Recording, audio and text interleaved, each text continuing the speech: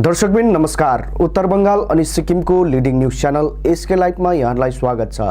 यहाँहरुको साथमा छु म अनुप राई। अब समाचार विस्तारमा। एलटीएमसी पार्टीले उत्तर प्रदेशको हाथरसमा भएको जघन्य काण्डको तीव्र रूपमा भत्सना जनाएको छ।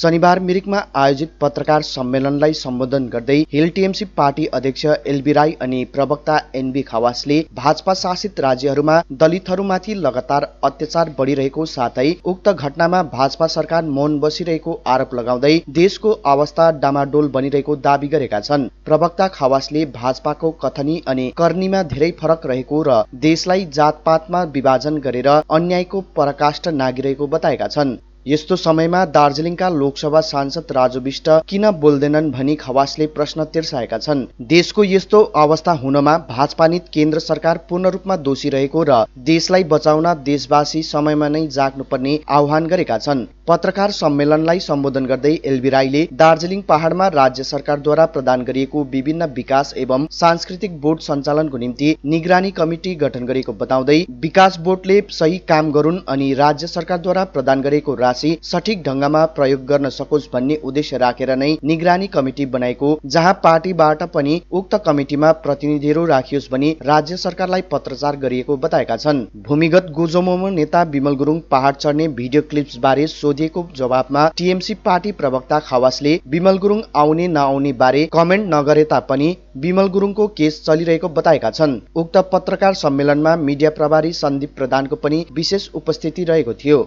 नर्थ बेङ्गालको भ्रमणमा आउनु भएको थियो। यहाँ एउटा ठुलो कन्फ्युजन क्रिएट के भयो भने बोर्ड 16वटा बोर्ड छ हाम्रो, 15वटा बोर्ड अहिले फङ्सनिङ हो। एउटा बोर्डको अलिकति हामी बोर्डको चाहिँ फङ्सन भएको छैन र त्यो बोर्डको निम्ति एउटा निगरानी कमिटी बनाइदिएको छ अथवा एउटा मोनिटरिङ सेल बनाइदिएको छ। त यहाँ एउटा कन्फ्युजन के छ भने त्यो एउटा मोनिटरिङ सेल किन बनाउने जरुरत पर्यो भन्दाखेरि चाहिँ बोर्डले प्राय हाउजिङको काम गर्छ, हाउजिङ स्किमको काम गर्छ। त्यो हाउजिङ स्किम पञ्चायतले पनि प्राइम मिनिस्टर आवास योजना अन्तर्गत गर्छ। विभिन्न गीताञ्जली योजना अन्तर्गत जिटिएले ब्लकले पनि त्यो हाउजिङ स्किम गर्छ। तर डुप्लिसिटी, एउटै बेनिफिसियरीले कसैले बोर्डको घर पनि पाउने, उसले पिएमएवाईको घर पनि पाउने, उसले गीताञ्जलीको घर पनि पाउन सक्छ। यो खालको डुप्लिसिटी बेनिफिसियरीमाथि हुन्छ भनेर चाहिँ एउटा मोनिटरिङ कमिटी बनाउनु जरुरी छ। त्यो मोनिटरिङ कमिटी चाहिँ त्यो बनाएको, अनि साथै त्यो मोनिटरिङ कमिटीले बोर्ड आफ्नो प्रकारले फङ्सन गर्छ। हिजो जसरी फङ्सन गर्दै थियो आज पनि त्यसरी फङ्सन गर्छ, भोलि पनि त्यसरी नै फङ्सन गर्छ। जसरी उहाँले फन्ड पाउनु हुँदै थियो हिजोको दिनमा डाइरेक्ट गभर्मेन्टबाट, त्यो योपालि पनि पाउँछ। योपालि केही दिन पछि उहाँले जुन प्रकारको उहाँको साइज छ, आफ्नो कम्युनिटीको साइज छ, साइज अनुसार उनीहरूले maximum up to 10 crore rupees उहाँहरूले केही दिन पछाडि प्रत्येक बोर्डले ग्रान्ट पाउनेछ। डाइरेक्टली गभर्मेन्टबाट डाइरेक्टली बोर्डलाई आउँछ। अनि जुन चाहिँ त्यो निरीक्षण कमिटी, निरीक्षण सेल अथवा मोनिटरिङ सेल बनाएको छ, हामीले पनि यहाँ पार्टीमा डिस्कसन गरेर गभर्मेन्टमा मुभ गरेको छौँ। त्यहाँ कोही पार्टीको सदस्यहरू पनि त्यहाँ मेम्बर हुनुपर्छ भनेर हामीले गभर्मेन्टमा मुभ गरिसकेका छौँ। र यो board as it is function हुन्छ, खालि माथिबाट निरीक्षण एउटा गाइडलाइन तयारी गर्न सक्छ।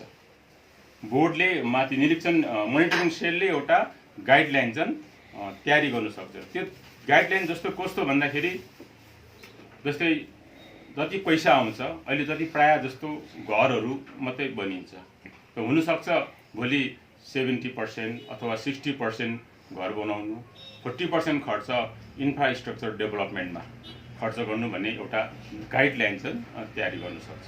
र यो विषय लिएर एउटा क्लारिफिकेसन पनि तपाईँहरूलाई दिनु छ। जुन किसिमको लाइबिलिटी छ त्यो विषय लिएर हामीहरू अस्ति कुरा भएको छ। यो विषय लिएर हामी मिटिङ बस्छौँ र चेयरम्यान साहबले मिटिङ राख्नुहुन्छ, प्रिन्सिपल सेक्रेटरीले मिटिङ राख्नुहुन्छ र त्यो मिटिङमा हामी तय गर्छौँ कि हामीले के गर्नुपर्ने। र म आज जितेको मतलब म चेयरम्यान त होइन, म बोर्ड अफ एडमिनिस्ट्रेसनको मेम्बर भएको कारणले गर्दाखेरि र जुन किसिमको काम कुरो के छ त्यो प्रिन्सिपल सेक्रेटरीसँग हरि साहब होला र जितेको चेयरम्यानसँग होला। र यो विषय अझै हामी गभर्मेन्टलाई एप्रोच गर्नु छ भने गभर्मेन्टसँग हामी गरेको हुन्छौँ। अब पेमेन्ट भनेपछि मतलब अहिले चाहिँ मतलब टोटली उहाँहरू अन्डर जिटिए हो। अन्डर जिटे र अन्डर जिटेमा के कुरो भएको छ त्यो कुरो मतलब पेमेन्ट कर्मचारीले हामीलाई भेटेको छैन।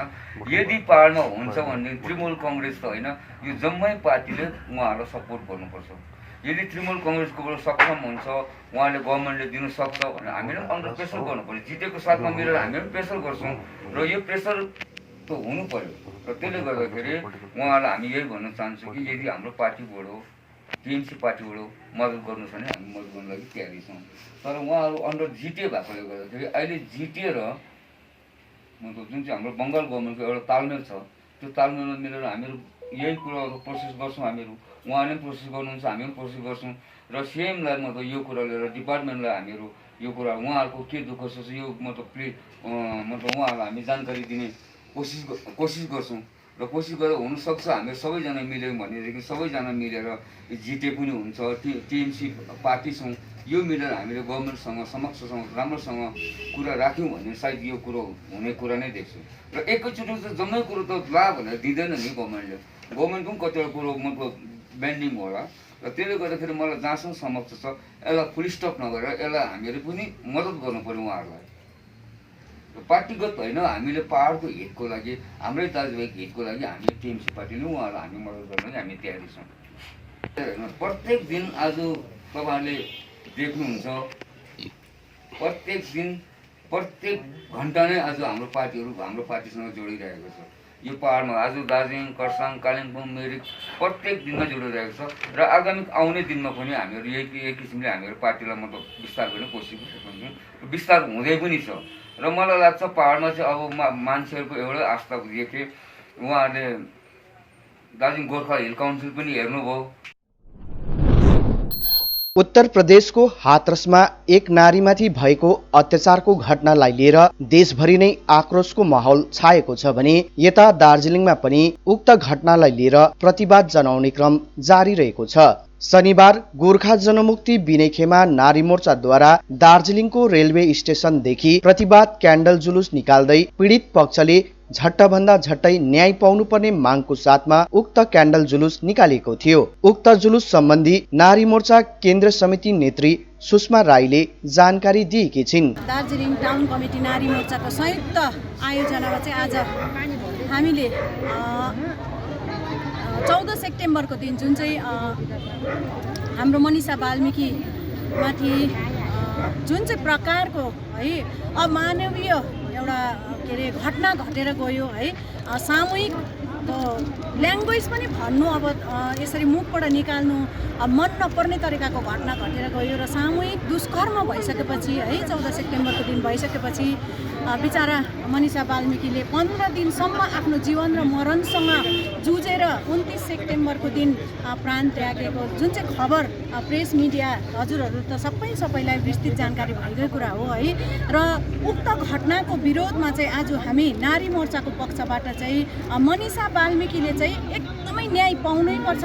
अघि आरोपीहरूलाई चाहिँ एकदमै ठुलोभन्दा ठुलो सजाय, फाँसीको सजाय हुनुपर्छ भन्ने हामी नारी मोर्चाको पक्षबाट हाम्रो भनाइ छ। र आज हामी क्यान्डल मार्च गरेर स्टेसनबाट यहाँबाट हिँडेर चौरस्तातर्फ हामी प्रस्थान गर्छौँ र चौरस्ता पुगेपछि हामी त्यहाँ प्रार्थना सभा गरेर मनिषा बाल्मीकिको आत्माले शान्ति पाउन् भनेर ईश्वरसित प्रार्थना सभा राख्दै सरकार समक्ष गुहार लगाउन चाहन्छौँ कि विशेष गरेर आरोपीलाई चाहिँ एकदमै झट्टैभन्दा झट्टै फाँसीको सजाय भएको हुनुपर्छ। अघि जुन चाहिँ देशमा चाहिँ आज राम मन्दिर निर्माण भइराखेको छ त्यो देशमा चाहिँ यहाँनिर सीताहरणको कार्यहरू लगातार रूपमा अगाडि बढेर गइरहेको छ। अघि हामी महाभारतको पौराणिक कथालाई लिएर अगाडि बढ्छौँ। हामी हिन्दू धर्ममा विश्वास राख्ने, म स्वयं पनि हिन्दू धर्ममा विश्वास राख्ने हिन्दू धर्मावलम्बीमा पर्छु अनि महाभारत पनि मैले पढेको, महाभारत गाथाहरू हामीले धेरै पुरानो हाम्रो बाउ आमा बाजे बोजूदेखि हामीले सुन्दै आएका छौँ,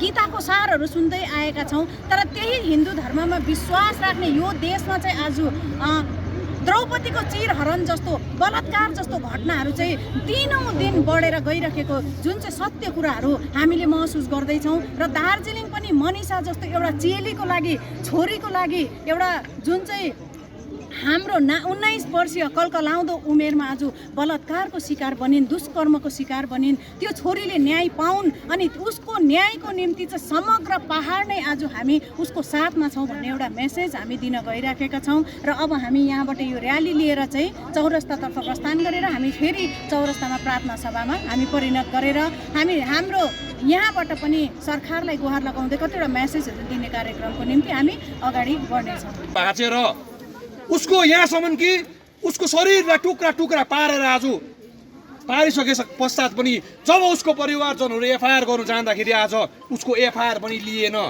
त्यो सरकारले जवाब दिनुपर्छ किन एफआइआर लिएन।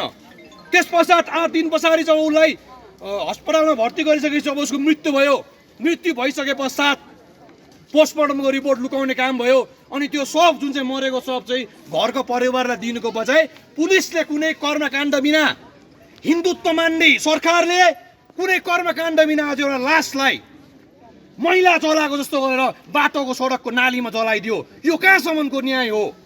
कुरा त्यहाँ छ। बलात्कार गर्ने त घृणित कार्य गर्ने सजाय पाउनुपर्छ, तर जान्ने बुझ्ने तारा लाउने पुलिस अफिसर, डिस्ट्रिक्ट मेजिस्ट्रेट र चुनिएको सरकारलाई चाहिँ कोले चाहिँ जवाबदेही हुँदैन।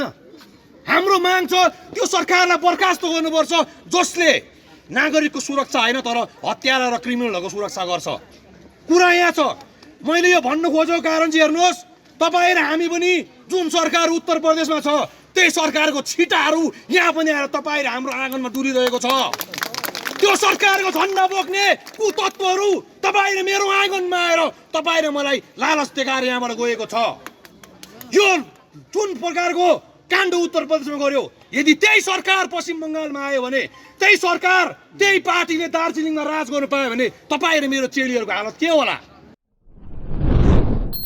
उत्तर प्रदेशको हाथरसकी मनिषा बाल्मीकिलाई न्याय दिलाउन शनिबार गोर्खा जनमुक्ति नारी मोर्चा रेलिङ कैजले समष्टिले बेलुकी मोमबत्ती जुलुसको आयोजना गरिएको थियो। कैजले बजार तथा रेलिङमा भएको कार्यक्रममा नारीहरूको बलात्कारीलाई फाँसीको सजाय हुनुपर्छ भन्दै मोमबत्ती जुलुस गर्न आइएको थियो भने नारीहरूले लगभग 1 किलोमिटर दूरीसम्म मोमबत्ती जुलुसको आयोजना गरिएको थियो। उक्त कार्यक्रमबारे समष्टि नारी मोर्चा सभानेत्री पुष्प लामाले जानकारी गराएकी छिन्। हाम्रो देश साँच्ची नै औरतले चलाएको देश हो, तर औरतले किन चाहिँ सुरक्षित छैन भन्नु पर्दा चाहिँ के छ भने यिनीहरूलाई कि त इन्काउन्टर गरिदेऊ कि फाँसीको सजाय देऊ। एउटालाई गर्यो भने हजारले यो काम कहिले पनि गर्नु मतलब सोचेर कहिले पनि गर्ने छैन।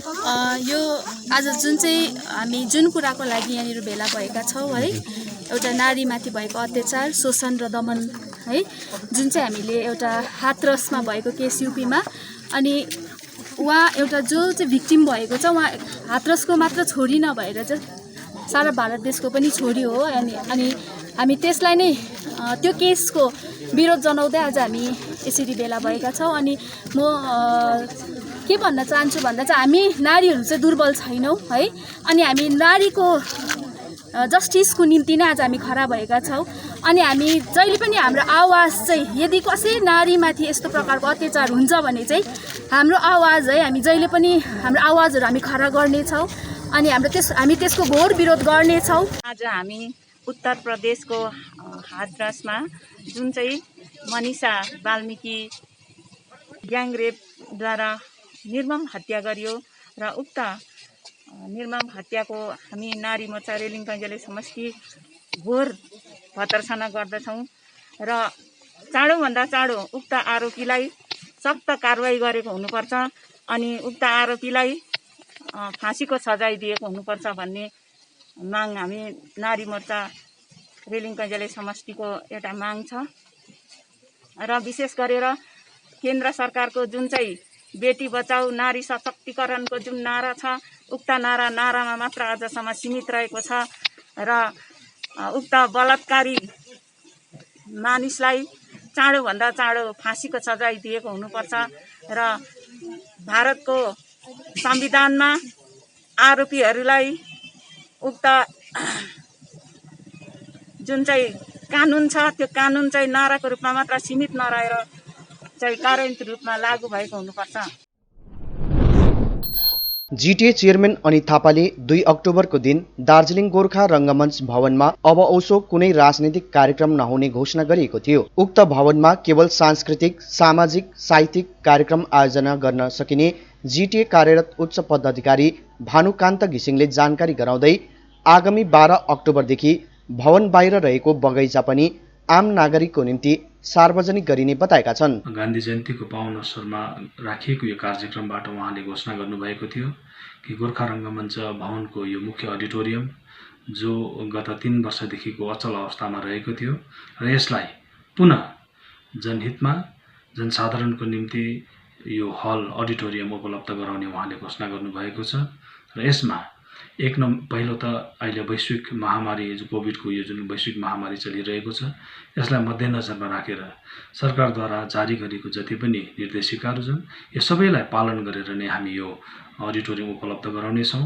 अर्को अब उसो यस अडिटोरियममा केवल सांस्कृतिक, साहित्यिक अनि सामाजिक कार्यक्रमहरू मात्र हामी यसलाई चलाउन दिने यसको लागि दिनेछौँ र योदेखि बाहेक अरू कार्यक्रमको निम्ति यो अडिटोरियममा कार्यक्रम गर्न निषेध गरिएको छ।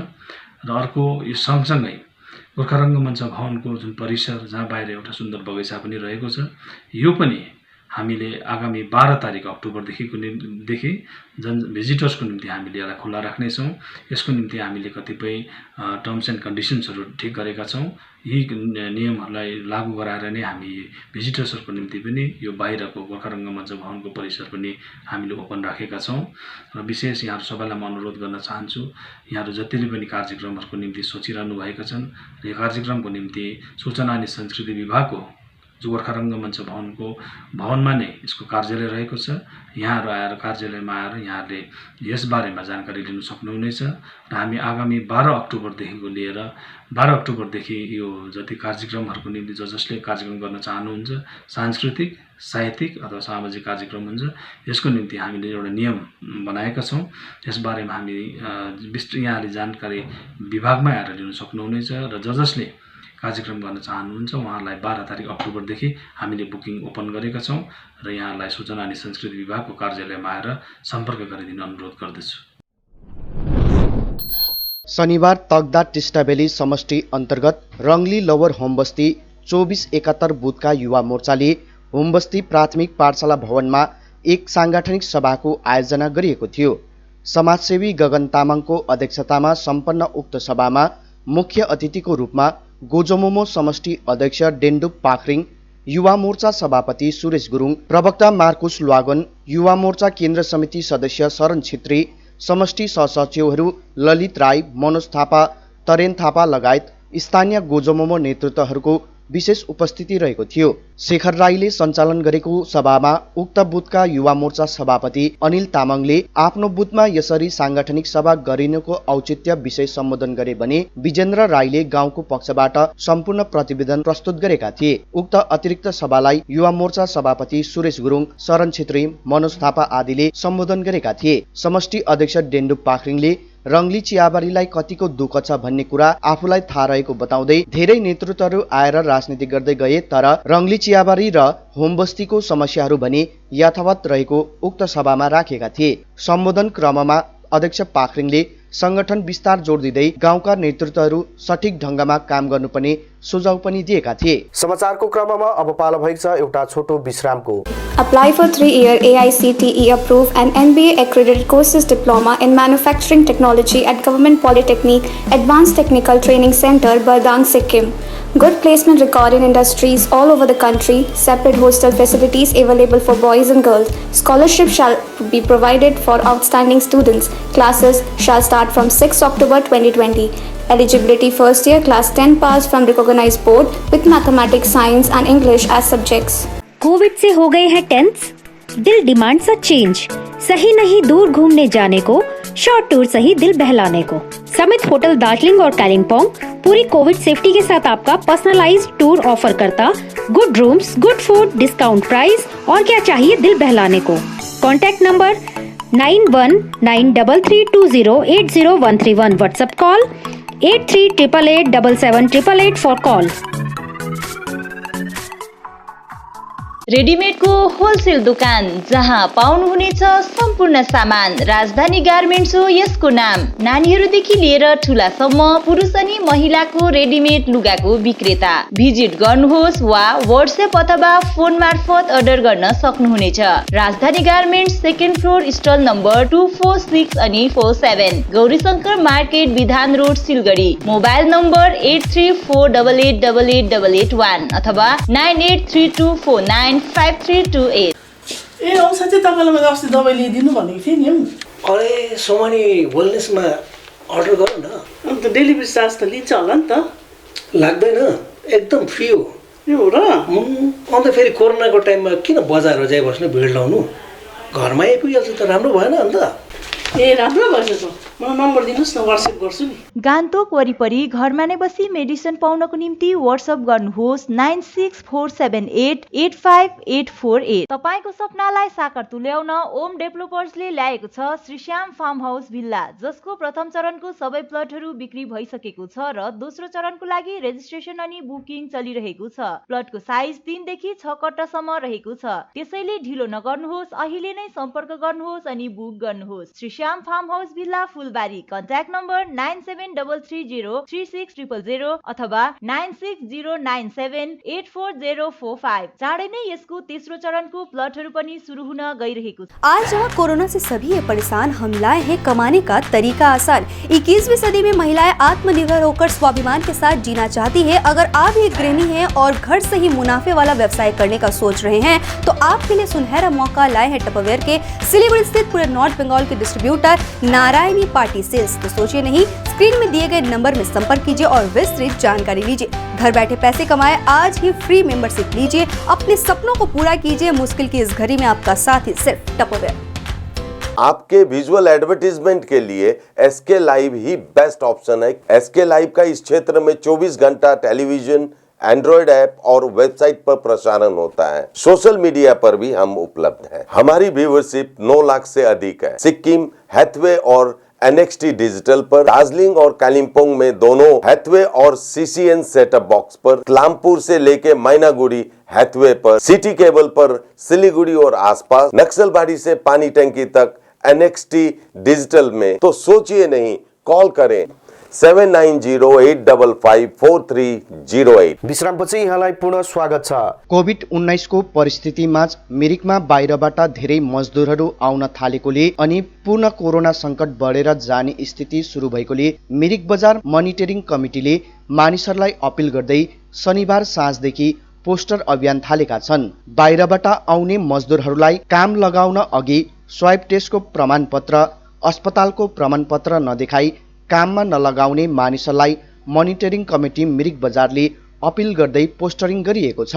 चर्चाको विषय भएको छ र जति पनि फेरीवालाहरू भयो, मिस्त्रीहरू भयो, अन्य पाखाबाट बजारमा व्यापार बिजनेस गर्न आउने उहाँहरूले चाहिँ एकदमै सम्पूर्ण रूपमा चाहिँ उहाँहरूले चाहिँ कसैको घरमा जान्छ या कसैकोमा काम धन्दा गर्नु छ भने उहाँहरूले घर मालिकले उहाँहरूलाई चाहिँ पहिला आफ्नो कोभिड टेस्ट माने स्वाब टेस्ट गरेको प्रमाणपत्र देखाइ माग्नुपर्छ।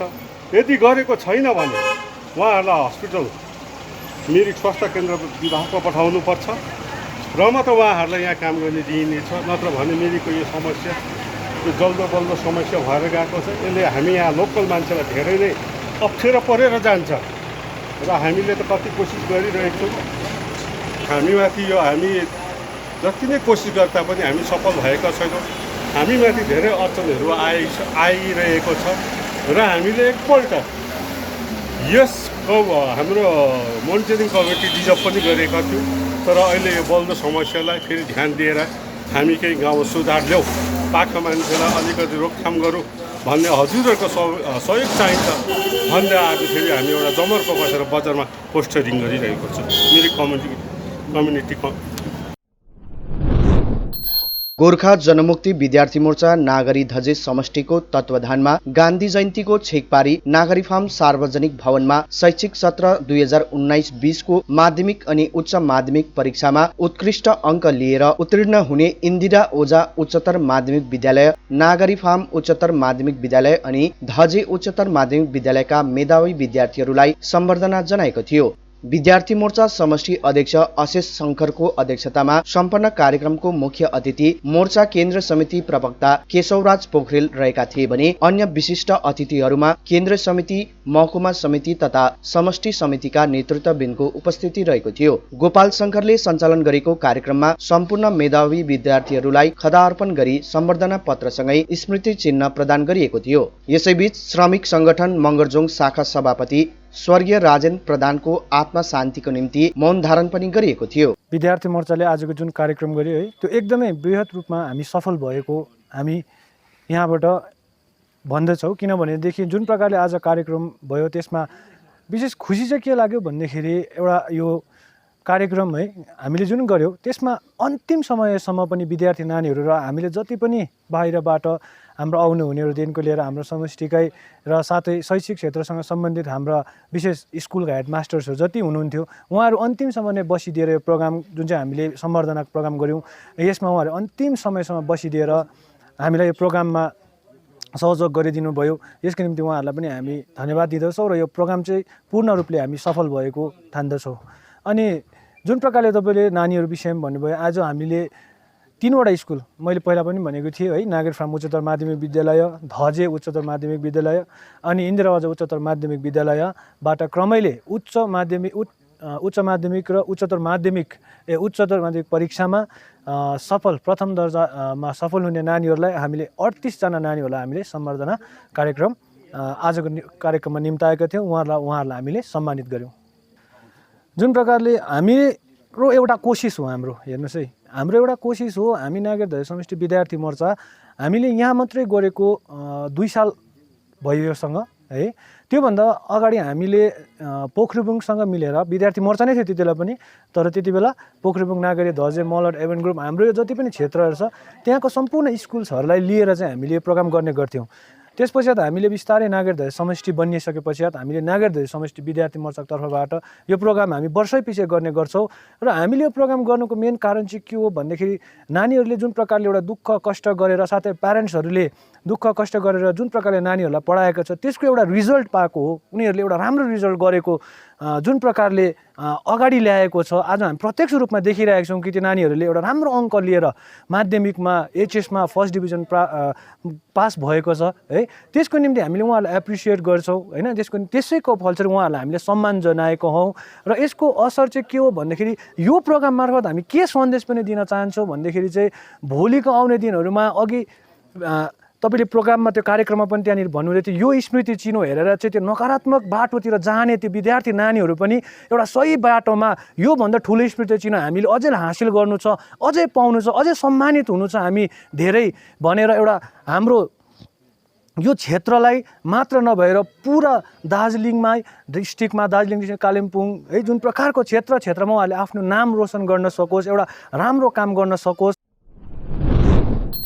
हाउस फर अल योजना मार्फत वार्ड नम्बर 18 अन्तर्गत 4 जना लाभार्थीहरूलाई कालेबुङ नगरपालिकाद्वारा घर हस्तान्तरण गरिएको छ। हाउस फर अल योजना अन्तर्गत कालेबुङ नगरपालिकाले अघिबाटै कालेबुङ नगरपालिकाका क्षेत्रका धेरै मानिसहरूलाई नयाँ घर निर्माण गरेर हस्तान्तरण गरिसकेको छ। यसै क्रममा शनिबार पुनः वार्ड नम्बर 18 का 4 जना लाभार्थीहरू क्रमैले अर्जुन गजमेत, रूपलक्ष्मी सिन्चुरी, पद्मा कुमारी अधिकारी, पुष्पा गिरीलाई नवनिर्मित घर हस्तान्तरण गरिएको छ। हस्तान्तरण कार्यक्रममा नगरपालिका अध्यक्ष रवि प्रधान लगायत विभिन्न वार्डका पार्षदहरू उपस्थित रहेका थिए। उक्त निर्माण गरेको घरहरू 2018 को दोस्रो स्किमको रहेको जसलाई लाभार्थीले राम्रो ढङ्गमा निर्माण गरेको वार्ड पार्षद मुन्ना लामाले बताएकी छिन्। मेरो 18 नम्बर वार्डमा सेकेन्ड लट 18-19 को 4वटा घर 22वटा मध्ये 4वटा घर फर्स्ट ओपनिङ गरेर हामी बेनिफिसियरीलाई ह्यान्डओभर गरेको छौँ र यसरी नै यो दोस्रो चरणको घरहरू हो 22वटा मध्ये 4टा घर चाहिँ आज उहाँहरूलाई ह्यान्डओभर गर्यो र त्योभन्दा अगाडि पनि मेरो फर्स्ट लटमा 17-18 को लटमा 26वटा घरमा 23वटा चाहिँ उहाँहरूलाई अलरेडी हाम्रो नगरपालिका बोर्डले ह्यान्डओभर गरिसकेको कुरा म बेनिफिसियरीहरूलाई पनि धन्यवाद दिन चाहन्छु कि उहाँहरूले पनि यस्तो कोरोनाको महामारीमा पनि आफ्नो घर राम्रोसँगले ढङ्गसँगले एकदमै राम्रोसँगले बनाइदिएकोमा उहाँहरूलाई पनि धन्यवाद दिन चाहन्छु। उहाँहरूले पनि आफ्नो अलिकति लगानी लगाएर यसलाई राम्रोसितले गरिदिनु भयो र उहाँहरूलाई पनि बधाई साथै म धन्यवाद दिन